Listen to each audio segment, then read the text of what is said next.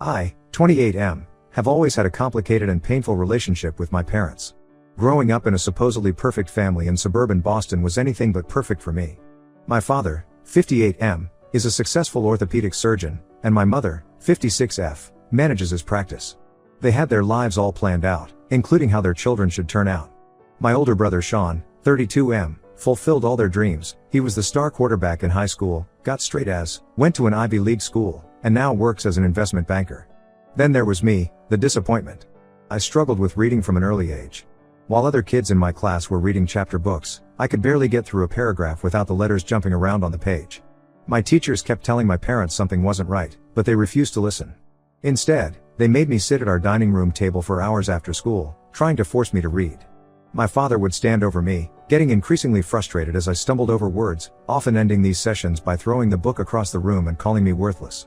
My mother wasn't any better. She would constantly tell relatives and family friends how slow I was, always following it up with, "But at least we have Sean." At family gatherings, she would parade Sean around, showing off his latest achievements, while I was told to stay in my room because they were embarrassed by my inability to carry a proper conversation. What they didn't realize was that I was actually quite good at math and could solve complex problems in my head. I just couldn't read the questions on paper. Sean, despite being their golden child, wasn't actually cruel to me. When he was home from school, he would sometimes sneak into my room and help me with my homework, reading the questions aloud so I could solve them. But he left for college when I was 12, and that's when things got really bad for me. The turning point came during my sophomore year of high school. My English teacher, Mrs. Thompson, noticed that despite my reading difficulties, I was excellent at verbal discussions and could analyze complex themes when they were presented orally. She suggested I might have dyslexia and helped me get tested. When the diagnosis came back positive, I thought finally my parents would understand that I wasn't lazy or stupid. I had a legitimate learning disability. Instead, they were furious. They accused Mrs. Thompson of making excuses for my laziness and threatened to get her fired. My father said no son of his could have a mental problem and refused to implement any of the recommended accommodations. That same year, I failed my driving test twice because I couldn't read the signs fast enough. My father completely lost it. He gathered the entire extended family for a dinner and announced that I was an embarrassment to the family name. He said I would never amount to anything and would probably end up being a burden on Sean for the rest of my life. But Mrs. Thompson didn't give up on me. Behind my parents' backs, she and my high school counselor helped me apply for accommodations for my SATs. With extra time and a reader, I scored in the 95th percentile in math. They also helped me apply to colleges and for disability accommodations. I got accepted to several good schools and chose one across the country in California, as far from my parents as possible. My parents only agreed to pay for college because Sean convinced them it would be embarrassing to tell their friends that their son didn't go to college. They made it clear they expected me to fail out within a semester. But with proper accommodations and text-to-speech technology, I thrived. I made the dean's list every semester and majored in computer science. Most importantly, during my junior year, I met Emily, 27F, in a programming lab. She was a teaching assistant, and when she noticed me using text-to-speech software, she shared that her younger brother also had dyslexia. Instead of seeing it as a weakness, she showed me how to use it as a strength. She introduced me to coding practices specifically designed for dyslexic programmers and helped me build my confidence back up. After graduation, I got a great job at a tech company in San Francisco. I only saw my parents during major holidays, and even then, they couldn't help themselves. At Thanksgiving 2 years ago, my mother cornered Emily in the kitchen and asked her if she was sure she wanted to be with someone like me when she could probably find someone more capable. She said Emily needed to understand that any children we had might inherit my problem and she should think carefully about that. When Emily and I got engaged 6 months ago, we decided we didn't want my parents at our wedding. We sent invitations to Sean and other family members, but deliberately left them out. I didn't want to spend my wedding day being belittled or having them make snide comments to Emily's family about their daughter marrying the slow brother. Last week, Sean called me. He said our parents were devastated about not being invited. He reminded me that despite everything, they had still paid for my college education and given me opportunities in life. He said they had been doing a lot of self-reflection and realized they had made mistakes. According to him, our mother had been crying every night, and our father had actually shown remorse for how he treated me. Sean said they had even started researching dyslexia to understand me better. After a long discussion with Emily, I reluctantly agreed to give them one last chance. Sean promised he would keep them in check, and Emily said that if they had really changed, we should at least give them the opportunity to prove it. So I sent them an invitation with a note saying I was willing to try and move forward if they could respect my boundaries and treat both me and Emily with respect. They responded with a long email about how grateful they were and how they wanted to make amends. But within days, the old patterns started emerging. My mother began calling Emily multiple times a day, trying to take over our wedding planning. She criticized everything from our venue choice to Emily's dress, which she hadn't even seen. She said our outdoor venue wasn't prestigious enough for a surgeon's son's wedding, even though I had specifically chosen it because it was meaningful to Emily and me. It was where we had our first date. When Emily politely stood her ground about our choices, my mother called me ranting about how my fiancé was being difficult and disrespectful. She said Emily clearly didn't understand our family's standards and suggested we postpone the wedding until Emily learned her place. Yesterday, things reached a breaking point. My parents showed up unannounced at our apartment, saying they had flown in early to help with the wedding. They had brought their own wedding planner and started going through all our carefully made plans, declaring everything needed to be changed because it wasn't good enough for the family's reputation. When I tried to stand up to them, my father fell right back into his old patterns, calling me ungrateful and disrespectful. Emily and I asked them to leave, but they refused to go. They said they had already told all their friends they were staying with us, and it would be embarrassing for them to get a hotel now. When we insisted, my father got angry and threatened us. He said if we made them leave, they would tell everyone what a disappointment I've always been and how I'm trying to cut them out of my life for no reason. He even brought up my dyslexia again, saying they had sacrificed so much to raise a child with problems. I'm at my breaking point. The wedding is in 3 weeks, and I'm seriously considering uninviting them again. Sean says I'm being too harsh and should give them another chance since they're trying in their own way. But Emily thinks we should stick to our original plan of not having them there. I don't know what to do anymore. Part of me feels guilty because they did pay for my college, but another part of me knows they only did it to save face with their friends. Am I wrong for wanting to uninvite them again? Update 1 first, I want to thank everyone who commented on my original post. Reading your responses really helped me understand that I wasn't being unreasonable, and sometimes paying for things doesn't give people the right to control your life forever. After that day when my parents showed up at our apartment, Emily and I spent several days discussing our options. We even made a pros and cons list about having them at the wedding, but the cons list just kept getting longer. The final straw came when my mother sent Emily a link to a completely different wedding dress, saying she had already ordered it in Emily's size and it would arrive next week. She didn't even ask Emily's measurements, she just assumed. When Emily politely declined, my mother sent a barrage of texts about how Emily was ungrateful and probably just wanted to look cheap at her wedding. I finally gathered my courage and wrote them a long email. I explained how their behavior was exactly why we hadn't wanted to invite them in the first place.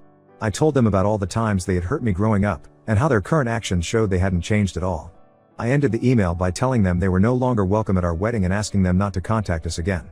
I also sent a separate email to Sean, telling him that while I appreciated him trying to help, he needed to stop pushing me to maintain a relationship with our parents. I reminded him of all the times he had witnessed their cruelty when we were younger, and how he had helped me behind their backs because he knew they were wrong. What happened next was absolute chaos. Within hours of sending those emails, my parents started calling everyone in our family. They told people I was having some sort of mental breakdown and Emily was manipulating me against my family. My mother actually called my aunt crying, saying she was worried I might be in some sort of cult because the son she raised would never treat his parents this way. They didn't stop there. They somehow got hold of Emily's parents' phone numbers and started calling them multiple times a day. They told Emily's mom that she should be concerned about her daughter marrying into our family because I clearly had deep-seated psychological issues. They even suggested that my dyslexia might be affecting my mental stability and decision-making abilities. Emily's parents, thankfully, saw right through this and blocked their numbers. But the worst betrayal came from Sean. A few days after sending the emails, we started getting messages from distant relatives saying they were looking forward to seeing us at the original venue on the original date. I was confused because we hadn't shared the venue details with extended family yet. After some investigating, I discovered that Sean had given our parents access to our wedding website, which included all the venue details, timeline, and even the hotel block information for guests. When I confronted Sean about this, he tried to play it off as an accident. He said he had just logged into the website on our parents' computer during a visit and must have forgotten to log out. But something about his explanation didn't add up. That's when I got an unexpected call from Sean's wife, Kate. She was clearly upset and said she couldn't keep quiet anymore. She revealed that Sean's supposedly successful investment banking career wasn't what it seemed. His company had been struggling for the past 2 years, and he had made some bad investments that put them in serious debt. Our parents had been secretly paying his mortgage and his kids' private school tuition. According to Kate, when Sean had first approached our parents about my wedding invitation, they had given him an ultimatum. Either he convinced me to invite them and make peace with them, or they would stop supporting him financially. That's why he had been pushing so hard for reconciliation, not because he believed they had changed, but because he was desperate to keep their financial support. Kate also revealed that our parents were now planning to come to the wedding anyway, whether we wanted them there or not. They had been telling people that they needed to save me from Emily's influence, and were encouraging other family members to help them stage an intervention at the wedding. Emily and I spent the next few days frantically reworking all our wedding plans.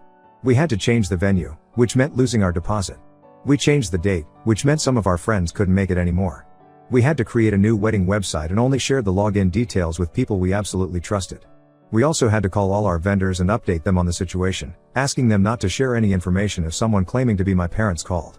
The most painful part was going through our guest list and uninviting several family members who we suspected might help my parents crash the wedding. These were people I'd grown up with, cousins I used to play with, aunts and uncles who had given me birthday presents every year. But we couldn't take the risk. All these changes are costing us quite a bit more money than we had budgeted, but Emily says it's worth it for our peace of mind.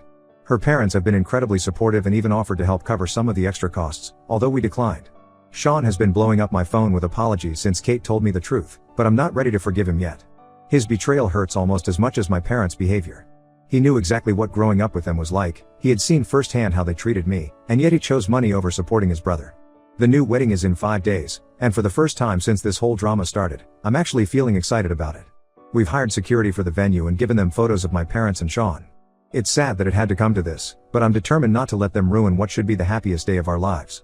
Update 2. I want to start this update by saying that Emily and I did manage to have our dream wedding, although the path to get there was more dramatic than we expected. The ceremony at our new venue was beautiful, and the smaller guest list actually made everything feel more intimate and special. But my parents still found a way to try and ruin things, even from a distance. The morning of our wedding, just as I was getting ready with my groomsmen, my phone started blowing up with messages. My parents had sent a mass email to basically everyone they knew, our entire extended family, all their friends, their colleagues, even some of my old teachers from high school.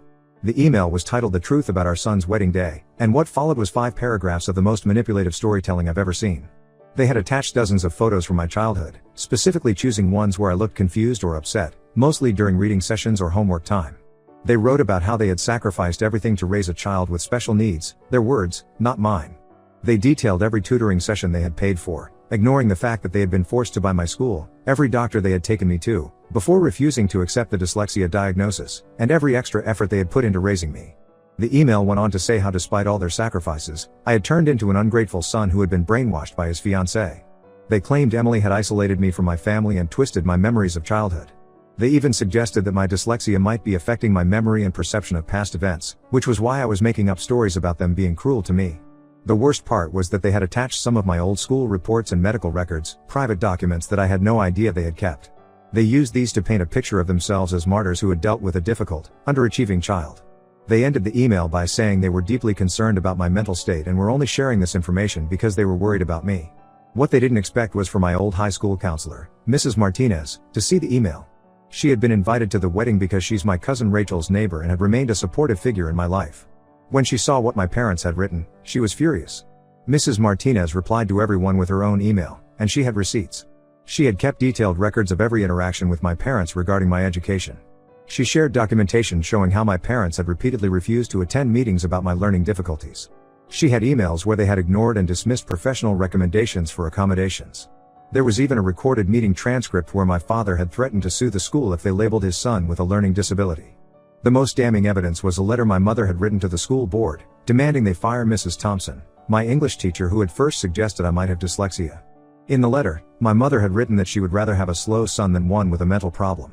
Mrs. Martinez also included documentation showing how she and Mrs. Thompson had helped me apply for college accommodations behind my parents' backs, because my parents had refused to sign the necessary paperwork. After Mrs. Martinez's email, several other people started replying with their own memories and observations. My third-grade teacher recalled how my mother had screamed at her during a parent-teacher conference for suggesting I might need additional support. One of Sean's old friends remembered how my father had made me stand in a corner at Sean's graduation party because I had mispronounced a word while congratulating my brother. The tide of family opinion shifted dramatically. Many relatives who had been on my parents' side started reaching out to apologize. They said they had always noticed things were off but had believed my parents when they said I was just a difficult child. Even Sean finally grew a spine. He sent his own reply-all email admitting that our parents had been financing his failing business and had basically blackmailed him into helping them. He apologized for choosing money over supporting me and confessed that he had always known their treatment of me was wrong. He included some of his own memories of witnessing their cruelty, like the time our father had made me rewrite a birthday thank you card 17 times because my handwriting wasn't neat enough, even though I was only 8. The whole situation is a mess, but in a way, I'm glad everyone finally knows the truth. Some family members are still trying to play both sides, saying that while my parents were wrong, I should still forgive them because they're the only parents you'll ever have. But most people have been supportive of my decision to keep them out of my life, especially after seeing the lengths they went to try and ruin my wedding day. Update 3. It's been 3 months since our wedding, and life has finally settled into a peaceful rhythm. Emily and I just got back from our honeymoon in New Zealand, and for the first time in my life, I feel completely free from my parents' influence. The constant anxiety I used to feel about their next cruel comment or manipulative move is gone. The aftermath of the wedding email drama was intense. Several older relatives cut ties with my parents after learning the full truth about how they had treated me. Even their closest friends, the Andersons, who had known us since I was born, told them they couldn't overlook their behavior anymore. Apparently, Mrs. Anderson had always noticed something was wrong in how they treated me compared to Sean, but they had convinced her I was just a difficult child who needed strict handling. Sean's situation has gotten worse since his confession email. True to their word, our parents completely cut off his financial support. He had to sell his house in Boston and move his family to a smaller place in New Jersey. His wife Kate told me they're also pulling their kids out of private school. She's gone back to work as a teacher to help with their finances. Last week, Sean tried to reach out to me. He sent a long email detailing how he's been going to therapy to work through his own issues with our parents. He admitted that while he had helped me sometimes as a kid, he had also been complicit in their abuse by not standing up to them more forcefully. He said watching his own kids grow up has made him realize how wrong our parents' treatment was, and he feels guilty for prioritizing money over protecting his younger brother. While I appreciate his honesty, I told him I needed more time. The betrayal of him giving our parents access to the wedding details still stings, especially since he knew exactly what they might do with that information. He understood and said he would respect my boundaries, only asking that I might consider having a relationship with his kids someday, as they miss their uncle. My parents made one final attempt to force their way back into my life about 2 weeks ago. They somehow found my company email. I started my own software development firm 6 months ago, and sent a message saying they would graciously forgive me if I apologized for embarrassing them publicly. They said they would even be willing to invest in my company if I showed proper remorse for my childish behavior. I didn't respond. Instead, I had my IT team set up better email filters and focused on growing my business. We just landed a major contract developing accessibility software for students with learning disabilities, which feels like perfect karma. Emily's family has been amazing through all of this. Her parents invited us over for Sunday dinners every week since we got back from our honeymoon. Her dad, who runs his own construction company, has been giving me business advice, and her mom keeps sending us home with leftovers like she's trying to make up for all the family meals I missed out on growing up. Her younger brother, who also has dyslexia, has become one of my closest friends. Yesterday, I got a card in the mail from Mrs. Thompson, my old English teacher who first recognized my dyslexia. She wrote that she was proud of the man I've become and signed it from your real family. That made me realize that family isn't about DNA, it's about people who support you and love you unconditionally. While some might think it's sad that I've lost my biological family, I don't see it that way. I've finally broken free from people who spent years making me feel worthless, and I've found people who appreciate me for who I am. That feels more like a victory than a loss.